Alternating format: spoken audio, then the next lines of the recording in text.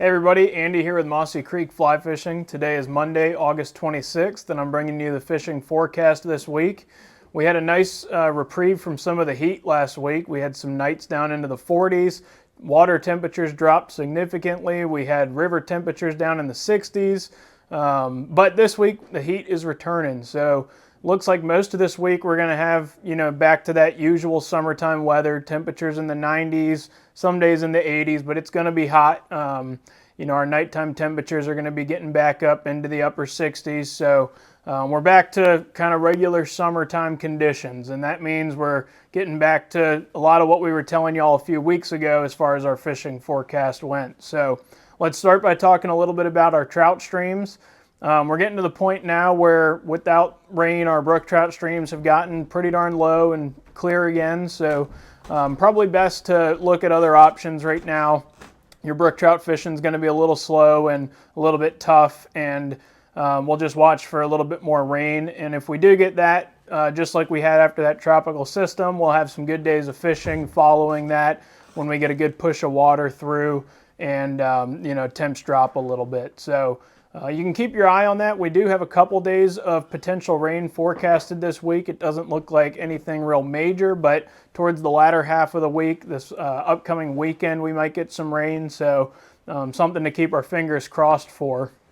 If you are going to get out trout fishing, what I would do is focus on your spring creeks and your tailwaters. So Mossy Creek, Beaver Creek, Spring Run, Jackson River. That's really right now going to be our trout options, at least our prime trout options. Really what we've been saying so long now over the last couple of weeks is going to be true for this report. We've got big grasshoppers out. Fish will still eat some beetles. We've got ants. You do have pretty good hex hatch going on Mossy now. We've been seeing them pretty much every day. So keep in mind that when that happens in the evening, sometimes our morning fishing's a little slow. And that's been kind of the reports from folks today and the last couple of days. The fish in the morning have been a little bit sluggish and not moving around quite as much. So keep that in mind if you're heading out there. And if you have the ability to stay till dark, that's when you're going to see those hex coming off. So that can be a lot of fun. Not very often that we get to fish big, huge mayflies to trout around here. So, if you can make it and stay till dark, that's going to be some of your better time to fish probably. And then throughout the day, just fish those hopper patterns, fish them on a dry dropper and cast to your likely areas and see if you can get a fish to come out from a weed bed and rise for that hopper, or at least come up and eat your nymph. And if all else fails, put on something like a natural little near enough sculpin or one of your jig slumlords and dredge bottom through your deeper holes and see if you can find some fish that are taking refuge tucked down deep, not willing to come up to the surface there. That's going to be really the case for Mossy Creek and Beaver Creek. And for our other trout streams, if you go to the Jackson, you can keep your eye out for some risers in the morning, but mostly going to be a nymphing game. And over at Spring Run, look for fish eating some scuds, freshwater shrimps, things of that nature, and size down your tippet. Water over there is super clear, so fish get very spooky. So size down, fish long leaders, and try your best to stay hidden from those fish, although there's not much to take cover from.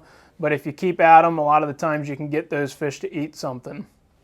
Smallmouth fishing has been good. We did have a couple of days last week with those colder nights where it seemed like some of those fish were already starting to get into this sort of their fall pattern, but with this heat this week, we should see that come back into summertime fishing. So, expect fish to be pretty well spread out. The Shenandoah is very clear right now, but it's at good flow. It's dropped a little bit more, but it's still fairly easy to navigate. And we're back to decent levels for wade fishing. So lots of opportunity to get out there. When we have the really super hot days, oftentimes those are accompanied by some of our best topwater fishing. So this is the time to get your cork poppers out and fish those on the banks throughout that middle of the day, on that high sun, big time heat. That's when those fish are really going to take refuge on the banks, and that's when you can start catching a lot of fish, even sight fishing to them with your big cork poppers, and it can be a lot of fun fishing those. So great time to get out and smallmouth fish. We don't have too terribly much longer for that, so I would recommend doing that while you can. We've probably got through the month of September, and then that'll start to slow down, but still really good right now, so I would get out and do that while you can.